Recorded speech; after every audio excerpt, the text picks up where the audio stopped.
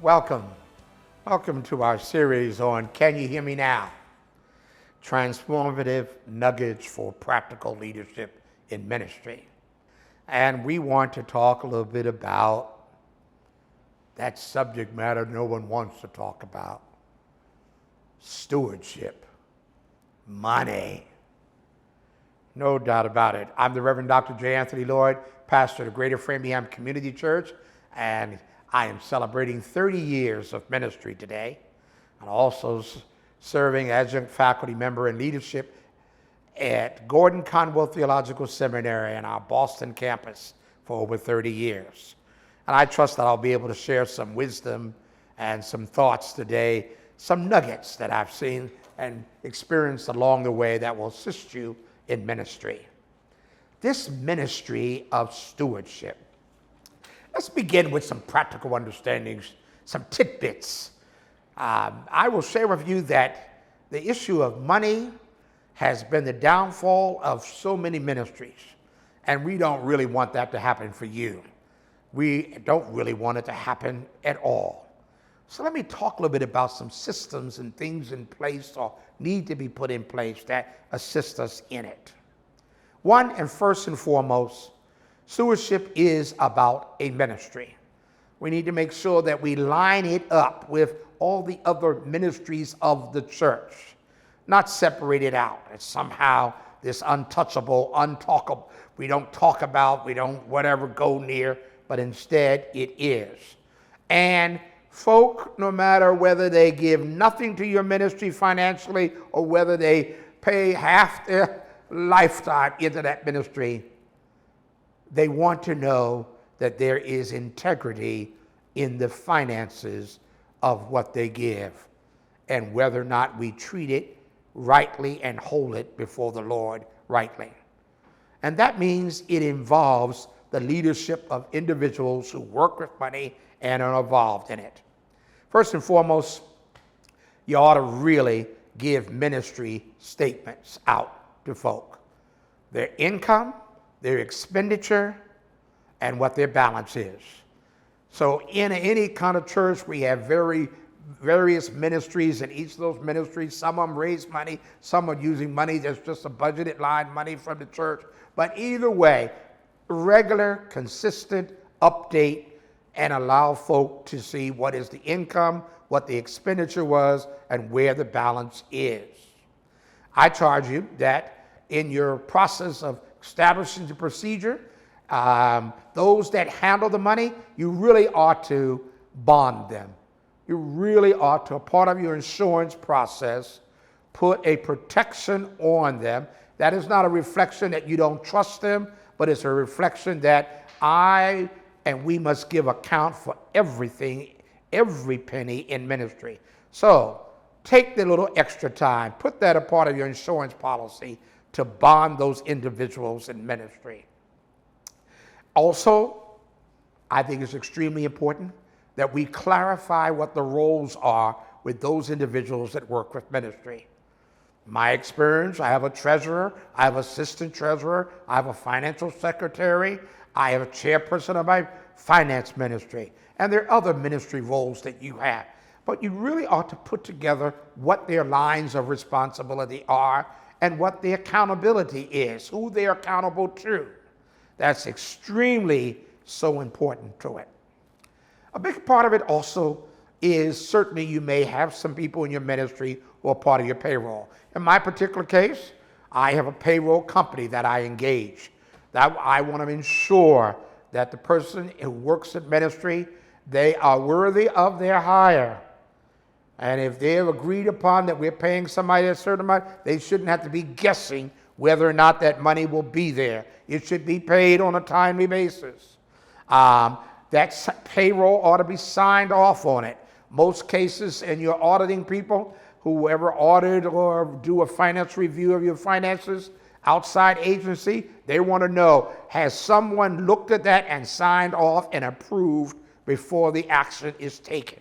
So I think that's very important that you have somebody in a role that's their responsibility. In my case, I have a bookkeeper, and certainly I may give the bookkeeper some info in terms of people's time, what hours they worked. The bookkeeper puts together a payroll sheet, and then my treasurer signs off on it, and I sign off on it, saying the numbers are accurate. No one should ever have to get some payment from the church and it's not right. You need to publish the giving. Sometimes folk in ministry think that whatever the giving to the church is all a secret. Not at all. Publish it. Communicate it. Let people know how we're doing. Some of us experience in ministry where August and July and August are the doldrums of giving, where giving goes off, it gets off kilter, people are away, and what have you. And you've got to understand what your pattern is for giving. Pattern is for income. Pattern is for spending. And recognize what that happens. I've found that people will give because they understand that there is a need, and they will give to that need. 2, they give because they believe that you are making an impact in ministry, and they want to be a part of that. Folk give to a ship that is sailing, not one that is sinking. So that means that's a challenge for us these days, what have you, in ministry. I think one of the latest ones I've found is coming out of COVID. You know, all these years teaching folk, okay, folk, we need to give, we need to tithe. The ministry ought to operate on the giving and the tithing of individuals. And certainly as we went into COVID, everybody in ministry held their breath. We were asking ourselves, will we survive? Will people give? If there's no in-person worship, what will happen? Well, let me share with you, that's the wrong time of asking that question. That question should have asked a long time ago. In your daily teaching and preaching and instructing and providing information to folk about what it means to be faithful in their giving. Let that be instructional for them so that when we get into moments of crises, such as COVID did, where it upended how we do ministry, therefore we rely on what people have already solidified in their heart and mind about what they should be about in giving. And I think you will find that folk are faithful. This day and age in doing ministry, we have what's called cost centers. In my particular context, I have parking. That's a cost center. People park cars and raise income, and we raise income that way. I have income that's a cost center because I rent out space. That's a cost center. People renting. And then we certainly have cost center of fundraising. Every church has got a fundraiser, and those fundraisers to do ministry or whatever we're doing. Well, with COVID hit, those cost centers dried up just like that, one after the other. What a crisis we're in now, because we still have to maintain this here physical plant that we call the church. We still want to work in the area of doing ministry in changing times. What I found is that when the homework is done ahead of time, people will be faithful in giving. So this day and age, I am not suffering in budget. I'm not running around whether or not people will give.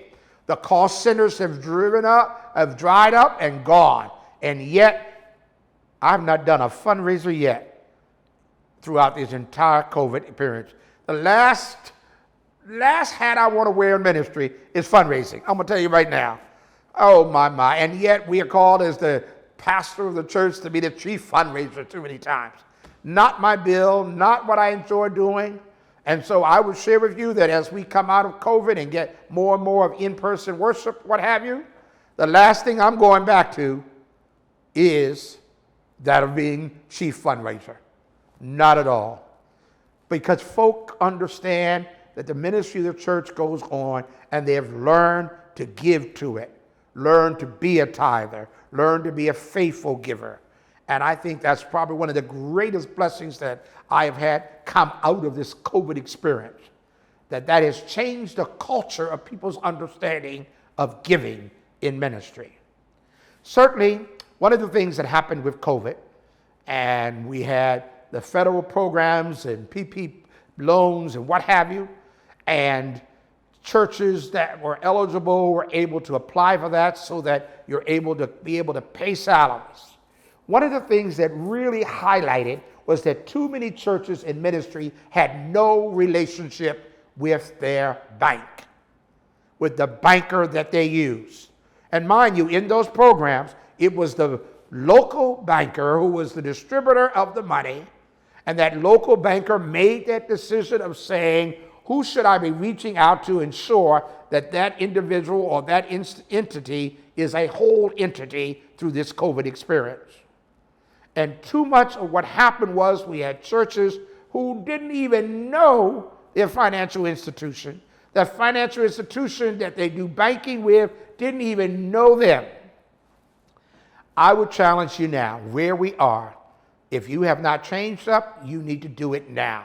March yourself down there to that banking institution that's in your community or where you do business at. Introduce yourself and make sure they are familiar with your ministry and what you're doing. It is the best thing to come out in terms of finances as we go out of COVID, and who knows what's coming down the road. What is the next crisis that will disrupt ministry? Get into it and publish it, make it clear. Certainly we do specialized campaigns, and people want to do campaigns. It's a varied in how they operate and what they do. I think that the clarity of purpose is important. Folk need to know that yes, that where they're giving is making a difference, and we have a responsibility in any kind of campaign that we launch, that's there. Let me also wrestle with you, and that is this. So much time we put together a financial budget. Yes, which is great. And we got all the numbers there. But I really encourage you to also do the narrative. What is the narrative that goes with the budget? What is it that says we are doing with that money? So that people don't have any question as to why or what the relationship is between the dollar figure and what we do in ministry. Probably some of the greatest moments I've had in ministry is be sitting in my monthly, did you hear me? Monthly finance ministry.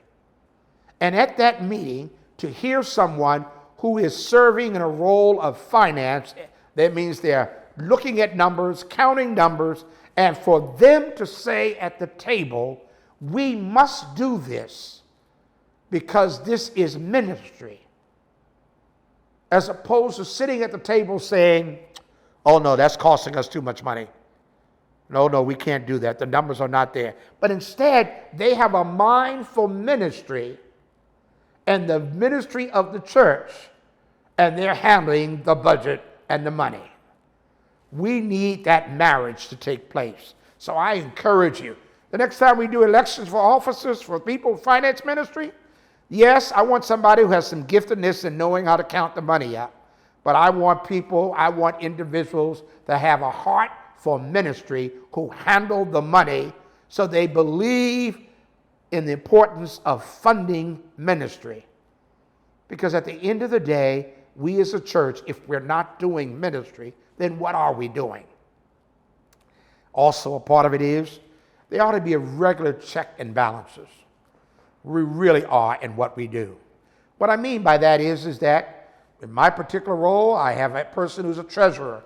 They have responsibility of counting up money, and certain part of the house, they count up the numbers, make sure they line up. But I also have a financial secretary. Their responsibility is to make sure that they're looking at the same information and whether or not those numbers match up to the penny on a regular basis. In my case, it's a monthly basis.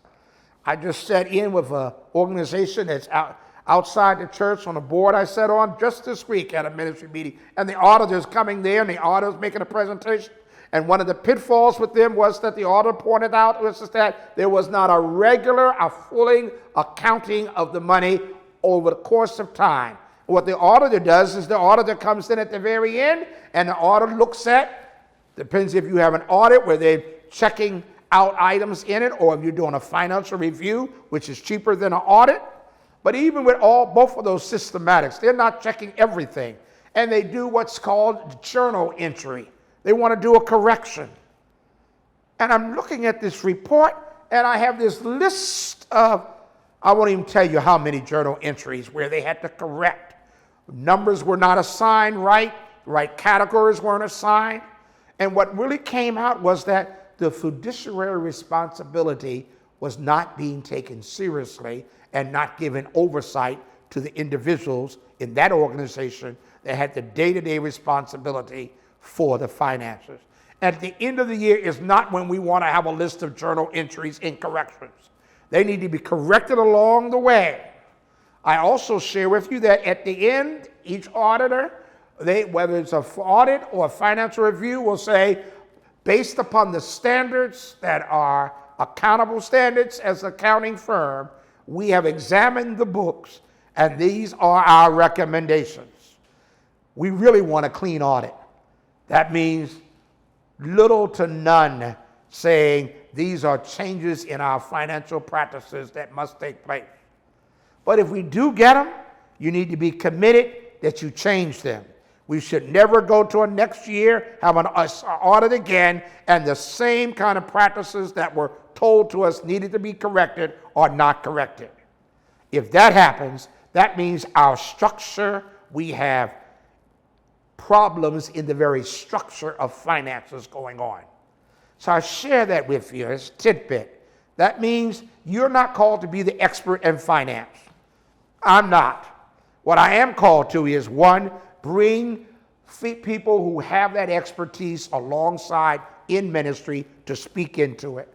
And I'm called, remember I mentioned before, a continual learning. I need to be able and push myself to learn in areas when it comes to finances that I wouldn't necessarily know. Checks and balances are crucial. I can remember experience in ministry where individual in leadership working in financial ministry and their own personal finances were in disarray to the point they were basically handout just to survive and to be able to maintain their household. And certainly as a church, you want to be supportive of that. But one of the things that caught me was in that moment in their personal life was that they really should not be in the position of handling the church money. Because that, in essence, sets them up for temptation, for failure, to dab, to dib, to shortcuts. No, not at all. So it meant that person needed to step away from that ministry for that season. Spend time to get their own house in order and not spend time trying to take it and keep the church's finances in order. It just doesn't come that way. One of the areas I think in the ministry and churches that we fail to understand is that we can, if we have put through and made sure that we have a 501c3 status, which is just a basic status the government says that you are a nonprofit and you have integrity in your ministry regards to finances. When you are that, that opens you up for a host of money that's out there in the community. And therefore, spend some time, get some people in your ministry. I have a grant committee ministry. That means I have 3 people in their particular jobs that they work. They dabble in finances and grants and foundations and stuff like that. But they use that expertise to bring that in so that we as a church are able to make application and get funding from outside sources to do ministry. Be careful that we don't close ourselves off to that, because somehow we are preaching the gospel, therefore we will not. They're not looking to fund us to preach the gospel, but they will fund those other avenues that are an outgrowth out of our preaching and faithful to the gospel. So therefore, that's where we are. We ought to take advantage of that. My attitude is that if there's money out on the table in the community, and I am the ministry that has the ear to the ground, I understand what the needs are, then I want to be the conduit for that money getting to people who need that assistance. So therefore, that means I spend time, my grant committee, to actually write grants, get funding. In fact, I've done more grant writing for foundations, organizations during COVID than I have ever done in all my years of ministry. And I certainly I sort of have a practice when I serve on other boards and committees. I tell them in the community saying, I may serve on your board, but let me tell you two things. One is, I don't go to meetings during the summer. July and August, I'm not available. That just ain't happening, okay? So let's understand that. And number two is, I am not your fundraiser. My first and foremost priority for fundraising is my church. So therefore, I will not fundraise for you. So if you can agree to that, then we can come to terms of my service on your organization, on your board, in your committee, or what have you. I understand where my priority is, and that's where that is. Also, understand about it is that folk want to be able to invest in your ministry. We need to give them an opportunity to invest. In the formal investment, I know most churches, we don't think about people making a point to put the church in their will, put the church in their trust, their investments and what they're doing, that a percentage will come to the church. Well, you know what? We need to get smart and savvy. One person, a person or family that is a part of your church and dedicates their whole life to you and to the ministry of the church, and then when it comes to time and they pass on the glory and they leave all the money to the local corner store or the local college they went to, what have you, and don't even consider the church. It's an investment to ensure that the ministry of the church is still going on when you're gone. They won't do it unless you create avenues for them to do it. Make it easy for them to give in that fashion. Now, I'll be sure with you that I don't get into small details. I don't have any idea in my particular ministry who is a tither, who is not a tither. I don't know how much people give and who doesn't give. So that keeps me in an integrity so that I'm not finding myself catering in ministry to the person who gives the most to the church. Don't even know. You can't accuse me of favoritism at all. Not at all. I don't have any idea.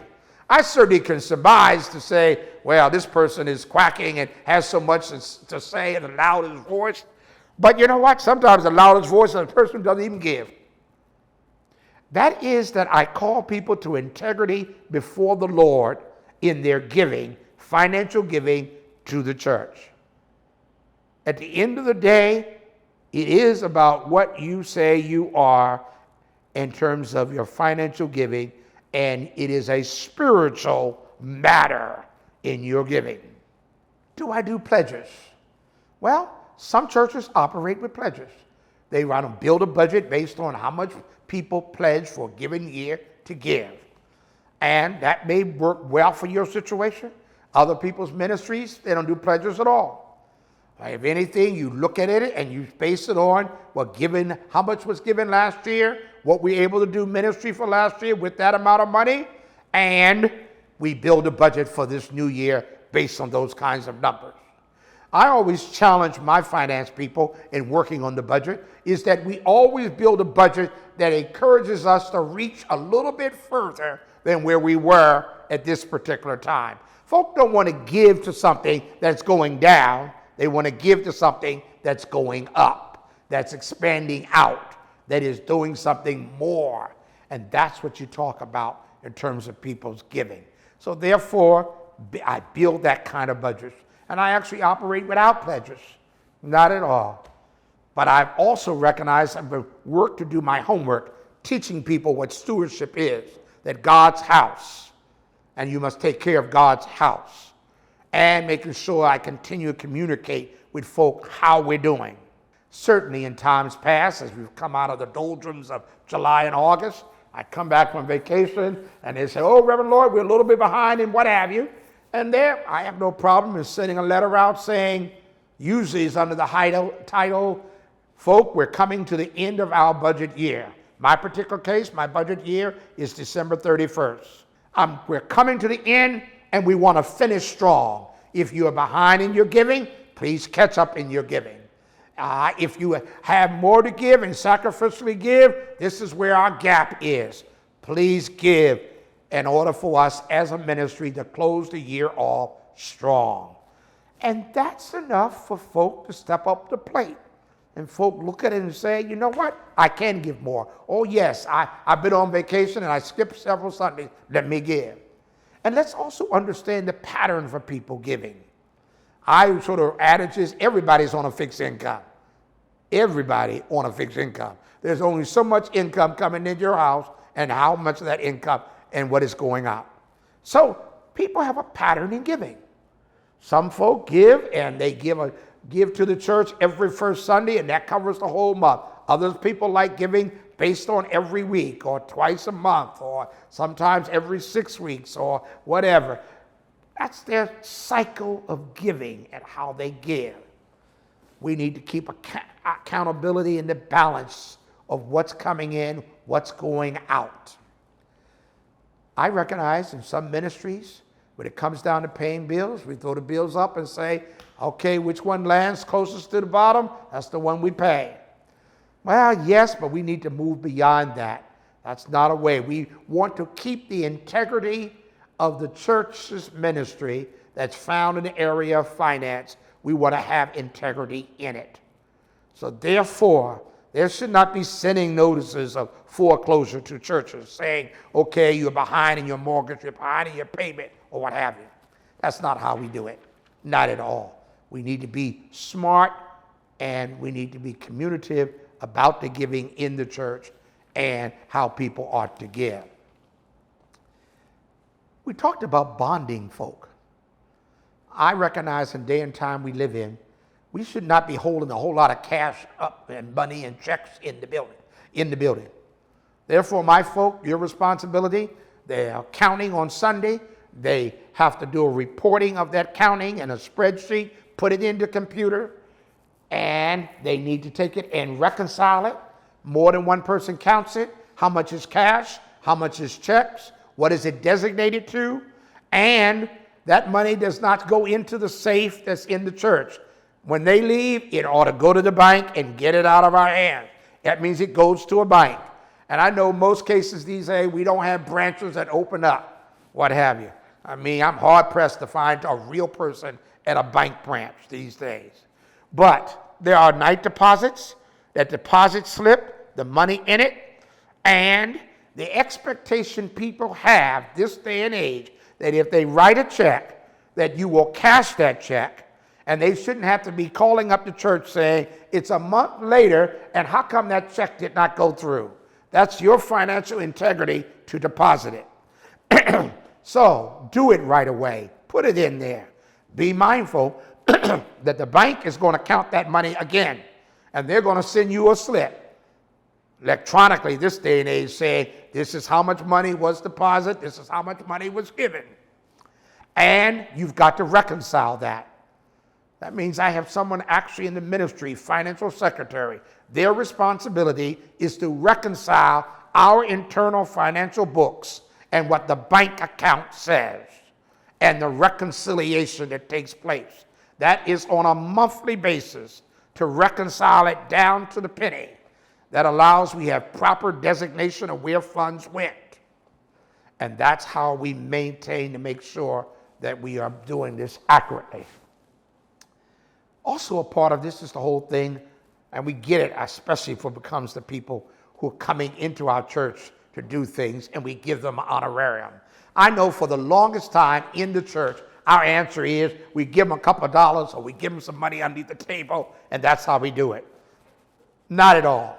This day and age, if you come to do a workshop, to preach, to provide services to the church, you must give me your name, your address, and your social security number.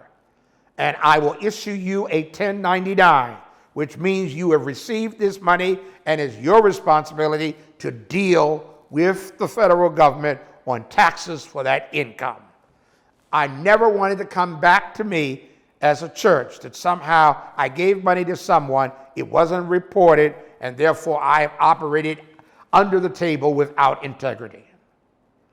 When it comes to employees, I actually require them that we do direct deposit. This day and age, I don't know when the last time I looked at my wallet and I had $1 there. It is not that way. Technology, everything is done that way. So I require direct deposit.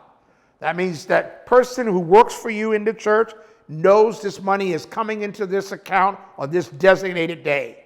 That means I publish a payroll calendar every year. It tells them when requests must be in for payment of honorarium, when payrolls are due, and when it hits the bank, and when individuals know the money will be in their account.